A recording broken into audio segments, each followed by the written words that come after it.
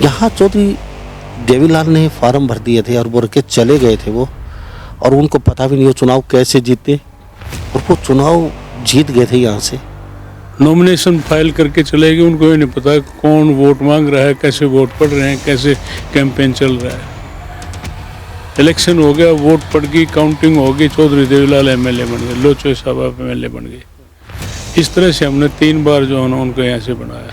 इतने नजदीक होते हुए फिर ये खटपट चौधरी देवीलाल पुत्र मोह कैसे? सत्यानाश कर लिया ना तो चौधरी देवीलाल तो एक दिन इतनी ऐसी ताकत थी कि जो कहते हैं कि फलाने के राज में काम चाम के सिक्के चल गए, जो जुबान से निकाल दिया वही पूरे देश की राजनीति में हो गया, ऐसी ताकत थी। उतरमो लगा लो, चाहे लोगों की भावना को ठेस पहुंचाने वाली लगा लो। 2.5 साल में एक नए लड़के से विधानसभा भी हार गए। अननीति से राज नहीं चलता। राजनीति के मायने होते राज करो, नीति से करो, लोगों की सेवा करके जो नीति के हिसाब से जन सेवा है वो सेवा करो। वो भटक गए, परिवार में सिमट करेंगे, जिसकी वजह से सारा मामला खराब हो गया। चौधरी देवीलाल के पास गए हरियाणा भवन, 1 घंटे तक चौधरी देवीलाल उनके सामने नहीं आए। नीचे बैठे बैठे फिर शोर शराबा शुरू हुआ कि क्यों नहीं मिलते, इन्हीं लोगों की वजह से आज जब आप यहाँ बैठे और इनसे नहीं मिल रही। फिर मतलब काफ़ी कहा सुनने के बाद नीचे उतर के आए। उतर के आके सीधा एक आया, मैं इस पंचायत को पंचायत नहीं मानता। अरे दिल्ली के राज पे आप बैठे हो इस पंचायत की वजह, आज इस पंचायत को पंचायत नहीं मानते। ये नहीं पता था भी देवीलाल इतने बड़े बड़े लोगों से अपने टक्कर ले ली सीधी? पता था ऐसे लोगों से टकराना कोई हंसी खेल नहीं है। बहुत बड़ा पहाड़ था और पहाड़ से सिर बढ़ाना अपना सिर फुड़ाने वाली बात है। लेकिन हमारे मान सम्मान की बात आ गई, पगड़ी की इज्जत की बात की आ गई। जो लोग इसकी वजह से ही हिंदुस्तानी कुर्सी पर जाके बैठे, फिर उसी को ठोकर मारते, फिर तो जान जाए चाहे कुछ भी हो जाए, फिर तो लड़ना ही लड़ना। वो स्वाभिमान की लड़ाई थी, मान सम्मान की लड़ाई थी। वो लड़ाई हमने लड़ी और लोगों ने हमारा डट करके साथ दिया। मेरे साथ लोग खड़े हैं तो मैं सब कुछ ना तो आनंद ही है। वही बात बन गई, आनंद के साथ हजारों लाखों अपनी जान देने के लिए डट पर रहे। और जो लोग धोखा दे करके गए उनका हेलीकॉप्टर भी नहीं उतरने दिया। कई लोग मार दिए, इन्होंने मर्डर कर दिया बूथ पे। और उसके बाद दोबारा फिर काउंटरमेंट होकर दोबारा इलेक्शन हुआ तो एक इंडिपेंडेंट कैंडिडेट का मर्डर कर दिया। तो दाह संस्कार के बाद वहीं पर डायरेक्शन दी थी ओम प्रकाश चौटाला ने, जिंदा मुर्दा चाहिए मेरे को, मुझे नहीं पता कैसे करोगे। और जो यहाँ तांडव हुआ वहाँ पर मेरा नौकर मर गया, गोली लग गई उसके। एक बूढ़िया थी गली में दूध निकाल के लगी, उसको गोली लगी, वो मर गई। एक लड़की खिड़की में बैठी थी, वो मर गई। 10-12 लड़के और आदमी वो इंजर्ड हो गए, उनकी गोलियां लग करके। हम किसी तरह से बचा के निकल गए, ना तो वहाँ मामला ख़त्म हो जाता उसी वक्त। वो सारा सब लोगों की देन है, लोगों की वजह से आज आनंद सिंह यहाँ, ना तो शायद इस संसार में ही नहीं होता। बैसी गाँव में अब है ज़बरदस्ती बूथ पर जा कर के बूथ कैप्चरिंग करने की कोशिश करी। वहाँ लोगों ने उसको रोका, रोकने में वहाँ फायरिंग हुई। फायरिंग में 3 आदमी वहाँ पर मरे। फायरिंग पुलिस ने अरब ने खुद अब एक गोली से हमारा हरी सिंह है, सरपंच था खरक गांव का, गांव जो गुआंड गांव है मैसी का, उसके साथ लगा, उस गांव का था। उसको खुद इसने गोली मारी और फिर अंदर से एक पुलिस वाले की वर्दी पहन करके बाहर निकल गया। ये कह गया ये गया भैया गया। पब्लिक ने उस हरभजन था नाम उस लड़के का, उसको भी मार दिया। और ये जो है ना पुलिस फोर्स इसको निकाल करके ले गई। नमस्कार, स्वागत आपका हरियाणा न्यूज़ 24 पे। मैं हूं मुन्ना लांबा, मेरे सहयोगी प्रिंस लांबा के साथ। हम मौजूद हुए रोहतक में, और रोहतक महम हमारे साथ एक बहुत ही सुलझे हुए नेता हैं और बड़े पड़ाव देखे इन्हें राजनीति के, चाहे वो चौधरी देवीलाल के साथ हो, चाहे वो अन्य नेताओं के साथ हो। सब नेताओं के साथ राजनीति की है, बड़ी नज़दीक से राजनीति को देखा है, बड़ी करीब से संजोया है और लोगों के बीच में रहे हैं। आनंद सिंह डांगी, और कई दंश भी झेले हैं इन्होंने। कई विषयों पे बातचीत करेंगे आज इनके साथ। और इनको शेर आनंद सिंह डांगी कहा जाता था। कई उतार चढ़ाव आए इनकी राजनीति में, तो हमारे साथ खास बातचीत में उपस्थित हैं आनंद सिंह डांगी। बातचीत करेंगे बेबाक तरीके से। जी डांगी साहब, आपका हरियाणा न्यूज़ 24 पे बहुत बहुत स्वागत। बहुत धन्यवाद भाई साहब, आपका भी स्वागत है। डांगी साहब, लोगों के बीच जा रहे हैं लगातार मुहिम में, कैसा अभी लोग शेर आनंद सिंह डांगी वही उपाधि है या फिर थोड़ा सा नीचे? देखो, मैं अपना जीवन जीता हूँ, स्वाभिमान की राजनीति करता हूँ, ईमानदारी से जनसेवा करता हूँ। यही मेरा जीवन है और इसी जीवन को चलते जो मेरा चरित्र है, मेरी ईमानदारी है, मेरा काम है, उसकी वजह से लोगों ने मेरा इतना साथ दिया, शायद किसी राजनीतिक आदमी का। महाराज शेर बोलते हैं। चलो, वही बात है। हमने अपना धर्म निभाया है, धर्म के हिसाब से अपना काम किया है, अपना हक लेकर के लोगों को दिया है। उसमें आप शेर कह लो, चाहे अपने हक की बात कह लो, चाहे कुछ भी कह लो, लेकिन हमने जो है ना उसको हर तरह से अपना बढ़िया ढंग से एक जिम्मेदारी के हिसाब से हर कदम पर निभाने की कोशिश करी और निभाया है। आदमपुर चुनाव की बातचीत करेंगे थोड़ा सा, बाद में फिर उसी मुद्दे पे आएंगे।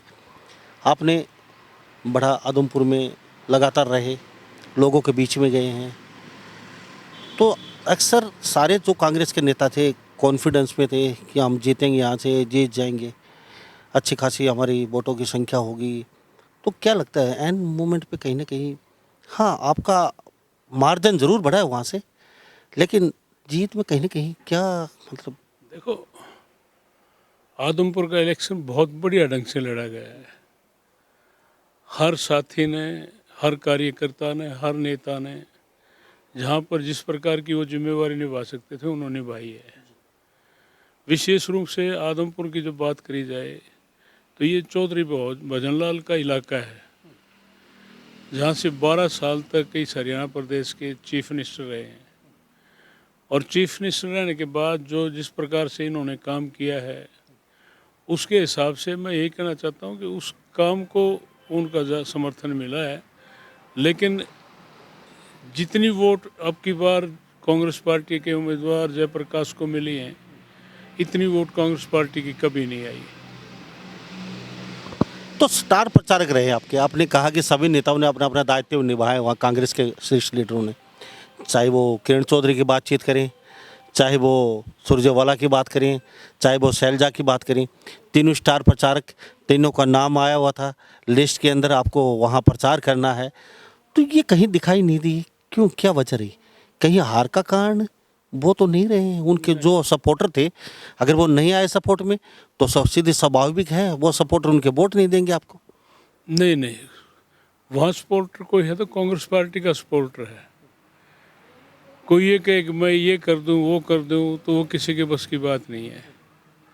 वहाँ कांग्रेस पार्टी है और अपोजिशन है, और कांग्रेस पार्टी में आज मैं ये कह सकता हूँ कि चौधरी भूपेंद्र सिंह हुड्डा के मुकाबले का हरियाणा प्रदेश में कोई नेता नहीं है।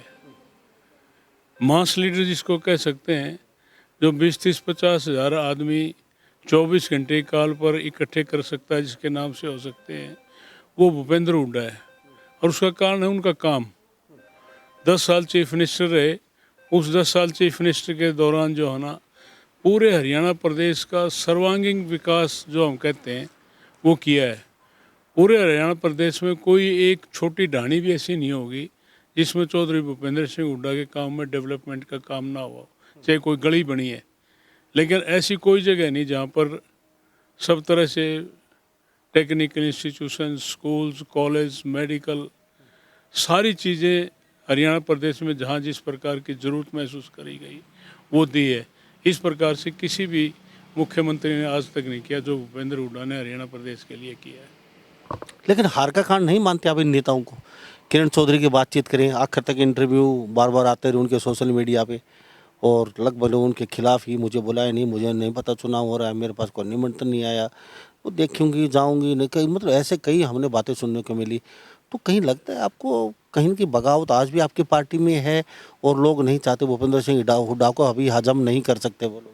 देखो, ये बात हर आदमी का अपना मन और अपना स्वभाव अपने काम के हिसाब से काम करता है। अब किरण चौधरी के मन में क्या है वही जानती हैं, लेकिन पार्टी संगठन की जहाँ तक बात है, जब तक संगठन पूरा सही नहीं होगा उसकी कमी रहती है।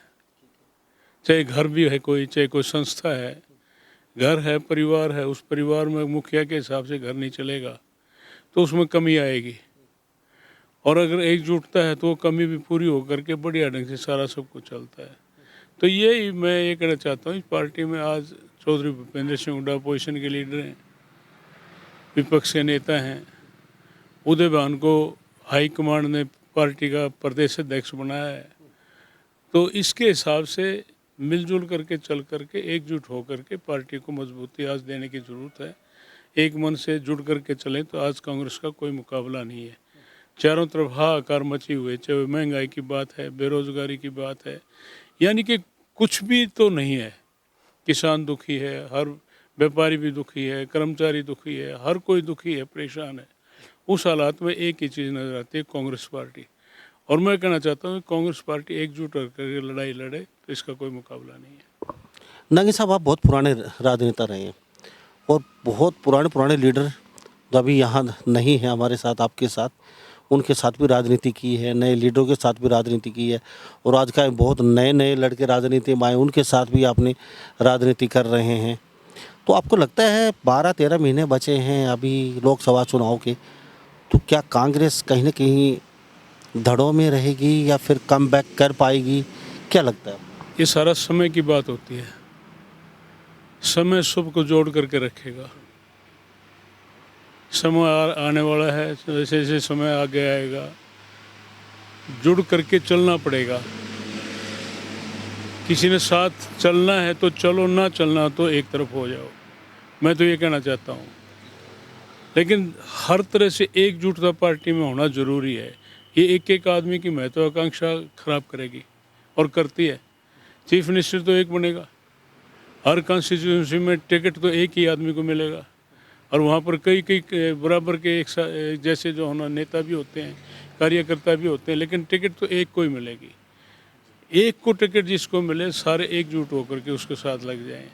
नागी साहब, बहुत अच्छी बात है, मान लेते हैं आपने कई चुनाव लड़े हैं, तो पीछे का जो चुनाव था शायद आप हार गए वो चुनाव, क्या वजह रही?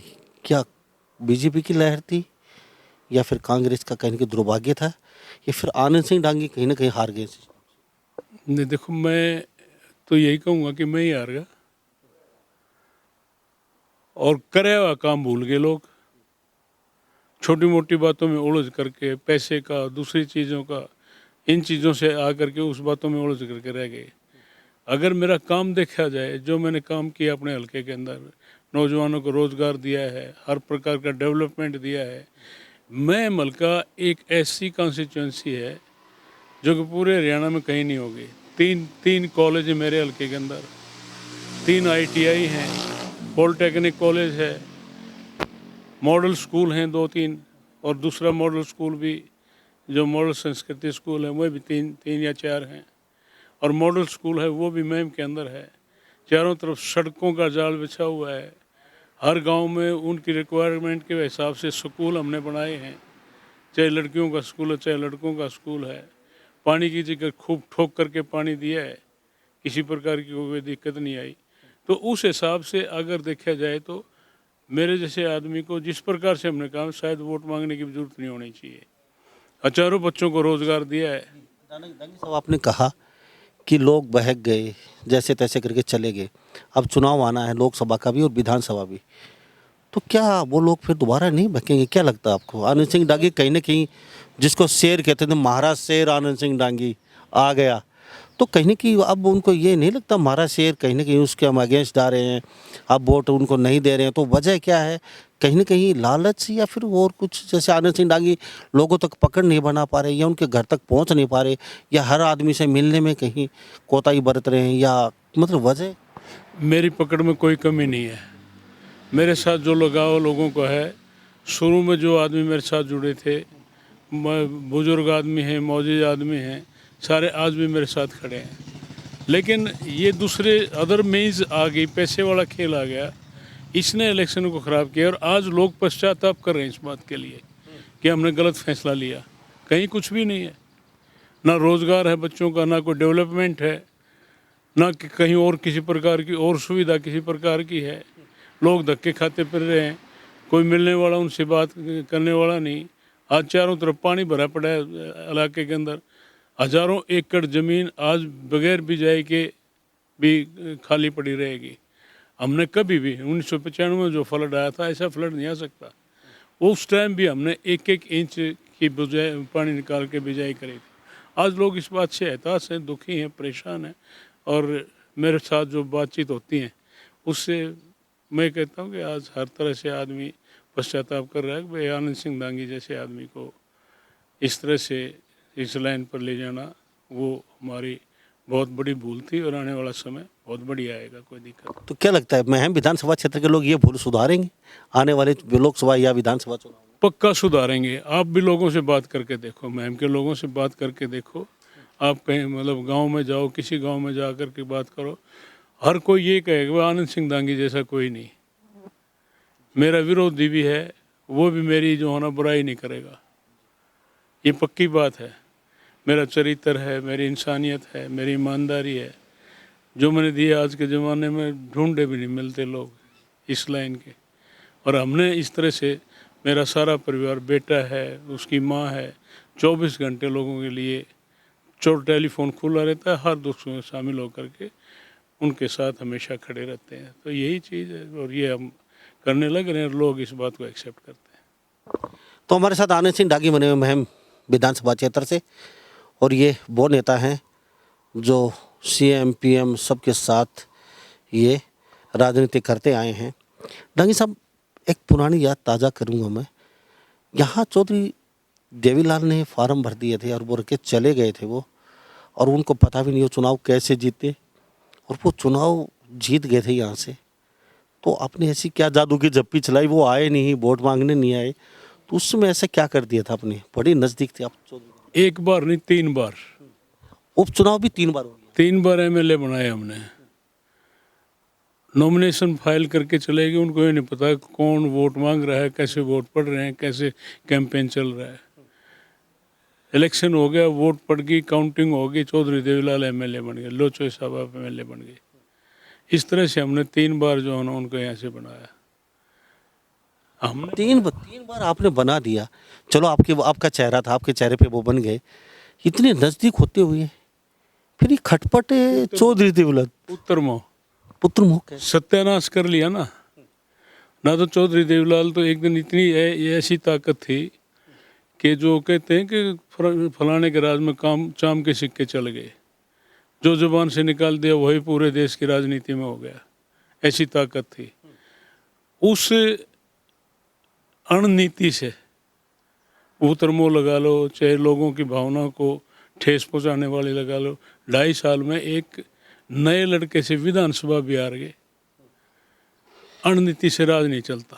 राजनीति के मायने होते राज करो, नीति से करो, लोगों की सेवा करके, जो नीति के हिसाब से जन सेवा है वो सेवा करो। वो भटक गए, परिवार में सिमट करेंगे, जिसकी वजह से सारा मामला खराब हो गया। तो आप बहुत पुराने एक जीप रखते थे, और ओम प्रकाश चौटाला जी शायद आपकी जीप में बैठ के आपका इंतजार करते थे।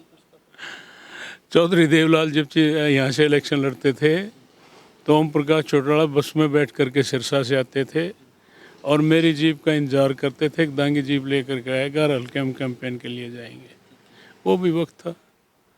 दागी साहब, ये खटपट फिर कैसे, इतनी नज़दीकी थे आप चौधरी देवीलाल के, आपको वो अपने बेटे से बढ़ के मानते थे, तो ये एकदम ये खटपट कैसे दांगी साहब एकदम उनसे फ्रंट हो गए, और आपको बहुत बहुत ही है कि हमारा शेर, और मैम की जनता पे बहुत भरोसा, हमारा शेर बोलते हैं आपको? भरोसा है भी और रहे बीगा। मैं ऐसा कोई काम नहीं करता जिससे लोगों के मन पर कोई ठेस पहुँचे। और जहाँ तक आपने जो सवाल किया उसमें मैं ये कहना चाहता हूँ कि हमारा एक सिस्टम है, पंचायती सिस्टम। जब भी इलेक्शन होता था पहले 24 के चबूतरे पर इकट्ठे होकर के पंचायती फैसला करते थे, और उस पंचायती फैसले में जो भी कैंडिडेट होता उसकी डट करके मदद करते थे। फिर कैंडिडेट नॉमिनेशन करके भूल जाए उसको कोई ज़रूरत नहीं। इसी प्रकार से चौधरी देवीलाल 3 बार इलेक्शन लड़ करके गए। चौथी बार जो वो पार्लियामेंट में उपराष्ट्रपति बन करके चले गए, उस समय मैम से ही MLA थे वो, फिर पार्लियामेंट में MP बन गए। मैम की सीट ऑटोमेटिकली खाली हो गई। उस खाली सीट पर फिर वही पंचायत सिस्टम आ गया। पंचायत ने 10,000 लोग इकट्ठे होकर के मेरे हक में फैसला कर दिया। मैंने उस वक्त भी ये कहा, भाई हम चौधरी देवीलाल के साथ लगे हुए हैं, आप सबका बहुत धन्यवाद है, लेकिन उनसे आशीर्वाद लेंगे तो और मज़ा आएगा इलेक्शन लड़ने में। उसको लेकर के कम से कम भी 500 आदमी यहाँ से मैम से 36 बरादरी के मौजूद आदमी चौधरी देवलाल के पास गए हरियाणा भवन। 1 घंटे तक चौधरी देवलाल उनके सामने नहीं आए। नीचे बैठे बैठे फिर शोर शराबा शुरू हुआ कि भाई क्यों नहीं मिलते, इन्हीं लोगों की वजह से आज जब आप यहाँ बैठे और इनसे नहीं मिल रही। फिर मतलब काफ़ी कहा सुनने के बाद नीचे उतर के आए। उतर के आके सीधा एक आया, मैं इस पंचायत को पंचायत नहीं मानता। अरे दिल्ली के राज पर आप बैठे हो इस पंचायत की वजह से आज इस पंचायत को पंचायत नहीं मानते। कहने लगे 7 तारीख को आऊँगा, मैं पता करूँगा पंचायत हुई है कि नहीं हुई। वो 7 तारीख आज आया है। वो लोगों में रोष हो गया। फिर मैंने भी कहा मैं भाई अब चाहे कितना ही कुछ भी हो जाओ, मैं पंचायत की इज्जत के लिए मैं तैयार हूँ, बाकी आप लोगों ने देखना। लोगों ने मेरा डट करके साथ दिया, अपनी जान तक दे करके साथ दिया और एक ज़बरदस्त लड़ाई लड़ी। और उस लड़ाई में जो कुछ भी जैसे हुआ, लेकिन उस समय आपने चुनाव लड़े, उस समय तो आपको ये नहीं पता था भी ओम देवीलाल इतने बड़े बड़े लोगों से आपने टक्कर ले ली सीधी, पता था। और एक आनंद सिंह डांगी एक नॉर्मल महम विधानसभा क्षेत्र से ही है, तो उस समय आपको ये नहीं पता सब तंत्र पंत्र सब आपके खिलाफ है, सब कुछ बूथ कैप्चरिंग वगैरह? पता था ऐसे लोगों से टकराना कोई हंसी खेल नहीं है। बहुत बड़ा पहाड़ था और पहाड़ से सिर बढ़ाना अपना सिर फुड़ाने वाली बात है। लेकिन हमारे मान सम्मान की बात आ गई, पगड़ी की इज्जत की बात की आ गई। जो लोग इसकी वजह से ही हिंदुस्तानी कुर्सी पर जाके बैठे, फिर उसी को ठोकर मारते, फिर तो जान जाए चाहे कुछ भी हो जाए, फिर तो लड़ना ही लड़ना। वो स्वाभिमान की लड़ाई थी, मान सम्मान की लड़ाई थी। वो लड़ाई हमने लड़ी और लोगों ने हमारा डट करके साथ दिया। अब मैं हूँ, मेरा नाम आनंद सिंह दांगी है, मेरे साथ लोग खड़े हैं तो मैं सब कुछ ना तो आनंद ही है। वही बात बन गई, आनंद के साथ हजारों लाखों अपनी जान देने के लिए डट पर रहे, और जो लोग धोखा दे करके गए उनका हेलीकॉप्टर भी नहीं उतरने दिया। डिप्टी प्राइम मिनिस्टर होते हुए कैंपेन के लिए आए 7 तारीख की बजाय कि ओम प्रकाश चौटाला के हक में कैंपेन करता हूँ, जलसा करता हूँ। मोखरा गांव मेरा सबसे बड़ा गांव, वहाँ का प्रोग्राम रखा, हेलीकॉप्टर नहीं उतरने दिया लोगों का। तो वही बात है, अननीति से राज नहीं चलता किसी का। नीति के साथ काम करने की ज़रूरत होती है, अननीति कभी नहीं कामयाब होती, और उस अननीति की वजह सारा खो के बैठ गए। तो आपका चुनाव आपने कैंसिल भी करवा दिया था शायद ही उस समय, बूथ कैप्चरिंग वगैरह उसमें? हाँ, एक बार तो बूथ कैप्चरिंग और रैगिंग वगैरह सारा सब कुछ, जो रेड हैंडेड पकड़े लोग, एसपी तक के, डीएसपी तक के, ह्यूमन कमीशन की टीम ने और सब तरह के लोग जाओ, उस वक्त तो सारा हिंदुस्तान यहाँ था। एक में मलका ही नहीं, एक हरियाणा नहीं, सारा हिंदुस्तान यहाँ था। आप पे नजर थी सबकी? हाँ, और सारा हिंदुस्तान था। उसकी वजह से इलेक्शन काउंटरमाइंड हुआ, कई लोग मार दिए, इन्होंने मर्डर कर दिया बूथ पे, और उसके बाद दोबारा फिर काउंटरमाइंड होकर दोबारा इलेक्शन हुआ तो एक इंडिपेंडेंट कैंडिडेट का मर्डर कर दिया। उसमें आप पे इंजाम लगा था शायद मेरे ही, ऊपर इल्जाम अगर आपने उनकी हत्या कर दी, नाम था उनका शायद ही, सिंह अमीर सिंह, शायद ही आपके गाँव? मेरे गांव का था, बहुत शरीफ लड़का था, वो हमारे जिम्मे लगा दिया। और उसके बाद दाह संस्कार के बाद वहीं पर डायरेक्शन दी थी ओम प्रकाश चौटाला ने, जिंदा मुर्दा चाहिए मेरे को, मुझे नहीं पता कैसे करोगे। 350 पुलिस फोर्स घर पर मेरे को अरेस्ट करने के लिए आई, अरेस्ट करने के लिए जिंदा मुर्दा। और जो यहाँ तांडव हुआ वहाँ पर मेरा नौकर मर गया, गोली लग गई उसके। एक बूढ़िया थी गली में दूध निकाल के लगी, उसको गोली लगी, वो मर गई। एक लड़की खिड़की में बैठी थी, वो मर गई। 10-12 लड़के और आदमी वो इंजर्ड हो गए, उनकी गोलियां लग करके। हम किसी तरह से बचा के निकल गए, ना तो वहाँ मामला ख़त्म हो जाता उसी वक्त। वो सारा सब कुछ लोगों की देन है, लोगों की वजह से आज आनंद सिंह यहाँ है, ना तो शायद इस संसार में ही नहीं होता। तो उस समय पूरा घर गोलियों से? पूरा सारा घर छलनी हुआ पड़ा था, सैकड़ों बुलेट के निशान मेरे घर पर थे। और राजीव गांधी जी आए यहाँ पर, उन्होंने सारा सब कुछ देखा। वो खाली खोल ले करके पार्लियामेंट में गई। ये अहलुवालिया है ना, अब जो बीजेपी में है, जब राजीव गांधी जी के साथ थे, ये अपनी झोली में इस तरह से मेरी वाइफ के हाथों से उन्होंने लिए और जा करके माला बना करके पार्लियामेंट में गए। और राजीव गांधी यहाँ लोगों में कह के गए थे कि सोमवार को पार्लियामेंट नहीं चलेगी तब तक इस बात का समाधान नहीं होगा। और राजीव गांधी ने वही किया। सोमवार को ओम प्रकाश चौटाला को रिजाइन करना पड़ा। इतना बड़ा काम राजीव गांधी ने जो हमारे लिए किया वो कभी भुलाया नहीं जा सकता। तो फिर उनके प्यार, उनका कांग्रेस में आने का आपका कारण बना या फिर और कोई वजह हुई उसके बाद आप? मुझे उनकी मदद, तो आप उनके साथ रहेंगे? मैं तो साथ रहा, आज भी हूँ, कांग्रेसी हूँ, कांग्रेस में हूँ। तो एहसान भूले नहीं हो? कभी नहीं भूलूँ, आखिरी सांस तक नहीं भूल सकता। एहसान फरोश नहीं है, राजनीति आनी जानी चीज़ है। कभी जीत, कभी हार, कभी अप, कभी डाउन, ये चलता रहता है। लेकिन जो व्यक्ति किसी के लिए कुछ करता है उसको इंसान ने नहीं भूलना चाहिए कभी भी जीवन में।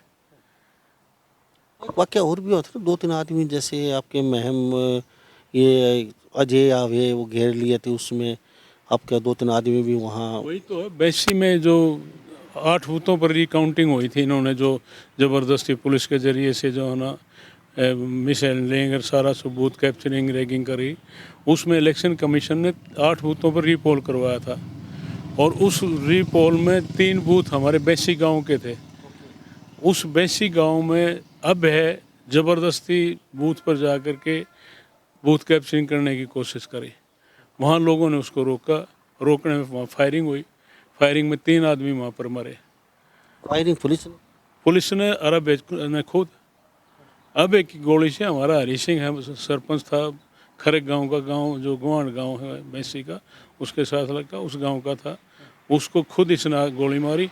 और फिर अंदर से एक पुलिस वाले की वर्दी पहन करके बाहर निकल गया। ये कह गया ये गया भैया गया। पब्लिक ने उस हरभजन था नाम उस लड़के का, उसको भी मार दिया। और ये जो है ना पुलिस फोर्स इसको निकाल करके ले गई। मेरे साथ आनंद सिंह डांगी हैं, इसलिए कहते हैं हमारा शेर आनंद सिंह डांगी, यानी कि महम की जनता हमारा शेर आनंद सिंह डांगी ऐसे ही नहीं पुकारती है। तो आपने कभी सोचा आनंद सिंह डांगी अगर पहाड़ से टक्कर नहीं लेते तो आज कुछ नज़ारा और होता? आप दिल्ली किसी बड़ी गद्दी पे आप भी बैठे होते। अगर मेवा खानी थी तो आपने कहीं चूक तो नहीं कर दी? मेवा मैं खाता ही नहीं, दाल रोटी खाता हूँ, अपने घर का खाना खाता हूँ, 1000% ईमानदारी के साथ लोगों की सेवा करता हूँ। हज़ारों बच्चों को रोज़गार दिया। कोई एक गिलास पानी का ये नहीं कह सकता भाई डांगी को हमने इस बात के लिए करा। किसी काम के लिए कोई भी ना 5 पैसे मैं किसी के मांगता, ना मेरे कोई मांगता। आज की मेरी राजनीति ये है, लोग अरबों खरबों में खेलते हैं, लेकिन यहाँ जो निकलता है इसी की रोटी खाता हूँ, यहीं से रोटी खाता हूँ। और यही मेरी इंसानियत और ईमानदारी है। इससे ज़्यादा बढ़िया कोई बात नहीं। दाल रोटी में पेट भरता हूँ, उससे स्वाद लेता हूँ। 2-3 सब्जियों तो किसी में नमक ज़्यादा, किसी में मिर्च ज़्यादा, टेस्ट बिगड़ता है। तो अपनी दाल रोटी खाओ, लोगों की सेवा करो, भगवान को याद रखो। तो उस समय अगर आपकी जगह कोई और होता तो पहाड़ से टक्कर नहीं ले पाता, पहाड़ से हाथ मिला लेता। तो क्या लगता है आनंद सिंह डांगी ने पहाड़ से टक्कर लेके बड़ा नुकसान तो नहीं कर लिया अपना उस समय? ना, मैंने मान सम्मान के लिए, इज्जत के लिए पहाड़ से टक्कर ली। पैसा कोई महत्व की चीज़ है ही नहीं। उस समय आप हाथ भी मिला सकते थे चौधरी देवलाल ओम प्रकाश। देखो काफ़ी ऑप्शन, वो मौका चौधरी देवलाल ने खो दिया। अगर आकर के पंचायत में कहते तो मेरी क्या हिम्मत थी, शायद मैं ना लड़ता इलेक्शन। मैसेज नहीं आया कोई? न, वो तो हेलीकॉप्टर में चौटाला के लिए वोट मांगने के लिए आए। हाँ, अगर आकर के लोगों में बात करते भाई कोई बात नहीं, एक बार और इसको लड़ने दो, तो हमारी क्या औकात थी? तो लोगों को बेइज्जत किया। मान सम्मान की जो पगड़ी होती है, पंचायत की जो पगड़ी होती है, उसको ठोकर मार दी। उसके बाद जीना मरना, माँ रोज़ाना जन्म थोड़ा ही देती है, एक बार देती है, उससे कुछ भी हो जाए चाहे। लेकिन लोगों का मान सम्मान रखना, इज्जत रखना हर इंसान का फ़र्ज है, वो मैंने निभाया। अब आप जनता के बीच जाते हैं, मैम की इंटरव्यू काफ़ी बड़ा हो जाएगा, बातें और भी बहुत है मेरे पास। अब जनता के बीच जा रहे हैं हम लगातार, कितना प्यार, कितना प्रेम, कितना सहयोग मिलता गांव के बीच। अब आने वाले समय में पैसे की बात जहां तक आती है तो पैसा फिर भी तो आड़े नहीं आ जाएगा, पैसे वाले फिर भी आ जाएंगे। देखो, पैसा मेरे लिए कोई प्राथमिकता नहीं है। सेवा करना मेरा धर्म है। निस्वार्थ भावना से ईमानदारी से सेवा करना। लोगों को सेवा चाहिए कि ईमानदारी से काम चाहते हैं, लोग मेरा साथ देंगे। आज तक भी दिया है, हमेशा दिया है, और ऐसा साथ दिया शायद दुनिया में कहीं भी किसी का भी नहीं। जान दे करके कोई किसी का साथ देता तो उससे बड़ी कोई बात नहीं है। वो मेरा साथ दिया है और मैं उसी लाइन पर चल करके अपने वचन के अनुसार, मैं राजनीति नहीं करता अपने लोगों में। राजनीति करना मेरा धर्म भी नहीं कहता। मेरे लिए जान दे रखी है, बड़ी कुर्बानी दी है। इनके साथ धोखा करना बहुत बड़ा पाप मेरे लिए है। मैं जो कुछ भी इस ज़बान से आता है वही अंदर है, वही बाहर है। कोई फ़र्क नहीं हो सकता किसी तरह से भी। मैं अपने लोगों से भी, काम की बात आती है, काम ये होगा ये नहीं होगा, साफ स्पष्ट करके चलता हूँ। क्योंकि रोज़ाना मिलना जुलना है, रोज़ाना मिलना जुलना है। उसमें किसी प्रकार का धोखा कल सामने आएंगे, भाई तने ये कहा था तो ये काम करना, तने करा नहीं, क्या जवाब दूंगा मैं? जो होने का होता है डट करके करता हूँ, अपना हक ला करके लोगों को देता हूँ, और नहीं होने का तो अपने स्पष्ट बात करके, भाई ये मेरे बस की बात नहीं। लोग उसमें नाराज़ भी नहीं होते, खुश होते हैं, और इसी में कोई दुख सुख हम नहीं छोड़ते। डांगी साहब, आप हर जगह हर मौके पे खुशी गम में जाते हैं, लेकिन जिन्होंने आपके लिए जान दी, जिन लोगों ने, बूथ कैप्चरिंग में 2-3 लोगों की जान चली गई थी, उससे पहले भी 2-3 लोगों की जान चली गई थी, क्या उनके घर पे जाते हैं, उनके सुख दुख में कभी उनसे मिलते हैं आप? उनसे मिला जुली, और उन हर घर में मैंने रोज़गार दिया है, हर घर में। और कोई भी दुख सुख की बात आती है तो मैं उनकी मदद करता हूँ। तो मैम की जनता को क्या कहेंगे, हरियाणा के लोगों को क्या कहेंगे? अभी चुनाव आगे बहुत जल्दी तैयारी चल रही है, सरकार, शासन, प्रशासन सभी भाग दौड़ी है। लोकसभा चुनाव के बाद विधानसभा चुनाव, राजस्थान में चुनाव है, बहुत जल्दी आने वाले हैं। तो इस तरीके से अपने नज़दीक स्टेट में भी चुनाव हैं, तो क्या माहौल दिखता है आपको? क्या आने वाली आपकी यात्रा राहुल गांधी जी जो निकाल रहे हैं, जनता को साथ लेके हर स्टेट में जा रहे हैं, तो क्या लगता है आपको? देखो, राहुल गांधी जी की जो बात है वो एक एक्स्ट्रा ऑर्डिनरी स्टेप है राहुल गांधी का। रोज़ाना 22-25 किलोमीटर चलना, और लगातार 6-7 महीने तक चलेगी यात्रा, बगैर विदाउट कोमा फुल स्टॉप के लगन से चलना, और इसमें बीच में हर राजनीतिक पॉइंट को डिफेंड करना। मैं तो ये कहना चाहता हूँ कि राहुल गांधी जिस प्रकार से राजनीति करने लग रहे हैं इस देश के लिए, किसी आदमी की हिम्मत नहीं है। सही बात को उठाते हैं, डट करके जो है ना उस बात को प्लेसमेंट देते हैं। ये तो विरोधी आदमी अनाप शनाप की बातें करके उसको दबाने की कोशिश करते हैं। कांग्रेस ने जिस इस देश के लिए जो कर दिया, भारतीय जनता पार्टी ने क्या किया है? जो 70 साल की ये बात करते हैं, 70 साल से पहले तो यहाँ तो सुई भी नहीं बढ़ती थी, आज हवाई जहाज उड़ने लग रहे। क्या बीजेपी ने उड़ा दी है? सब कुछ कांग्रेस पार्टी के राज का सारा सब कुछ देना है। इन्होंने तो भाई को भाई से लड़ा है, राजनीति धर्म की, जात पात की राजनीति करी है। कहीं कोई बड़ा काम बताएं कि भाई जो है इन्होंने राज में आकर के जनहित में किया हो, किसी प्रकार का भी कोई बात। ये सारा जो है ना इस देश को आपस में लड़ा करके अपना उल्लू सीधा करने वाली बात इनकी जो चलती है। हम विकास करो, लोगों को रोज़गार दो, कहीं कुछ भी नहीं है, बुरा हाल है।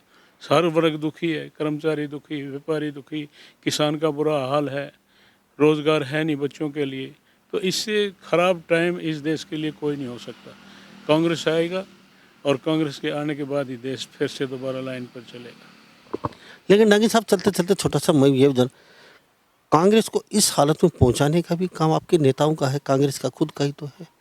इस हालत में गई है तो कोई तो बचे रही होगी, जनता ने मुख मोड़ा है कांग्रेस से, तो हार का कोई, इस जगह जाने का कोई न कोई कारण तो होगा। क्योंकि एक नई पार्टी धीरे धीरे धीरे करके और देश पे आगे राज करने लगी, लगातार 10 साल से सत्ता में है, तो कहीं न कहीं कांग्रेस की बहुत कमियां रही होंगी। एक तो आपके आपस में मेल मिलाप नहीं है, आपस में हर नेता एक दूसरे को काटने के चक्कर में कांग्रेस के अक्सर रोज़ लड़ाई देखते हैं, तो ये रवैया कांग्रेस का ही तो है। देखो, करने वाले से कमी भी हो जाती है कोई एक आध। आगे हमारे देशी हिसाब में जो कहावत है कि फाड़ी तो बैल के हाड़ी से ही लगेगी। जब हल जोतने लग रहा है तो फाड़ी जाकर लगेगी पैर में, तो बैल के उसी के हाथ से लगेगी। वैसे तो दूर से आकर के उठ करके पड़ के नहीं लगेगी। तो उसमें कहीं छोटी मोटी कमी भी हो जाती है। लेकिन इस प्रकार से बिल्कुल ही नकार देना कांग्रेस पार्टी को, वो बिल्कुल 1000% गलत है। इस देश में जो है ना, जो आज़ादी की लड़ाई पंडित जवाहरलाल नेहरू ने, महात्मा गांधी जी के नेतृत्व में अनेकों नेता जिनके बारे में सरदार पटेल हैं, हजारों में हजार लोग हैं जिन्होंने अपनी देश की आज़ादी के लिए जेलें काटी, लाठियाँ खाई, सर फूटे, सारा सब कुछ। भारतीय जनता पार्टी में एक आदमी तो बता दो आप, पूरे देश की राजनीति में जितने भी लोग हैं, एक फ्रीडम फाइटर बता दो आप। और उन लोगों को जो है ना बुरा भला कहना, ये कोई इंसानियत की बात थोड़ी है। दिन में रोज़ाना झूठ बोलना, प्राइम मिनिस्टर ने पद की गरिमा को ख़त्म कर रखा है। प्रधानमंत्री तो भगवान के दूसरे नंबर पर है हिंदुस्तान की राजनीति में, और वो आदमी लोगों के सामने अनाप शनाप झूठे बोल करके बरगलाने की बात करे, तो वो देश का दुर्भाग्य है। ऐसे आदमियों का राज होना। एक अच्छी परंपरा अनुसार लोगों को सोच समझ करके जो आने वाला चुनाव हर जो समय है उसमें ठीक ढंग से फैसले लेकर के। चलते चलते जयप्रकाश के बारे में और बता दिए, आपके बहुत बड़े साथी रहे, बड़े नेता, बड़ी फाइट की उन्होंने आदमपुर से, और कहने के डटे रहे हैं आखिर तक वो। और क्या लगता है ये नेता जो आपके जयप्रकाश हैं, इतनी एनर्जी, इतनी ऊर्जा लगातार, चाहे आप दोबारा से चुनाव लड़ा लीजिए उनको, लेकिन वो थकते नहीं है, तो ये ऊर्जा कहीं ना कहीं अब उनका मोरल डाउन तो नहीं हो जाएगा? दोबारा से उन्होंने कहा कि अब मैं विधानसभा आने वाले में यहीं से चुनाव लूँगा और कांग्रेस से रिक्वेस्ट करूँगा हुड्डा साहब से मुझे यहीं से टिकट दे। इस पार्टी में ऊर्जा की कमी नहीं है, बहुत लोग मजबूत हैं। जिस प्रकार से राहुल गांधी की ऊर्जा में कोई कमी नहीं है, रोजाना 25 किलोमीटर पैदल चलता है, लगातार चलता है, तो वो ऊर्जा की बात है। तो जयप्रकाश भी बहुत मजबूत साथी है हमारा, लड़ाका आदमी है और अपने हक की लड़ाई लड़ने में किसी प्रकार की कमी नहीं छोड़ता। तो हार जीत तो लगी हुई है, कौन नहीं आ रहा? इंदिरा गांधी आ रही, अटल बिहारी वाजपेयी आ रहा, लाल कृष्ण आडवाणी आ रहा, कौन नहीं, आनंद सिंह दांगी आ रहा है। हाँ, सब लेकिन अपनी लाइन पर चल करके लड़ाई लड़ने की मजबूती के साथ आगे बढ़ने की जरूरत है। एक बार नहीं तो दोबारा, दोबारा नहीं तो दोबारा। जी बहुत बहुत धन्यवाद, आपसे बातचीत की, आपका बड़ा कीमती समय लिया, आपको कहीं जाना था, हमने आपका कीमती समय लिया, बहुत बहुत। आप भी तो रोज़ नहीं आते ना। तो हमारे साथ आनंद सिंह डागी बने, तो बेबाक तरीके से बातचीत की है, बड़े गद्दार नेता में गिनती गिने जाते हैं भारत में।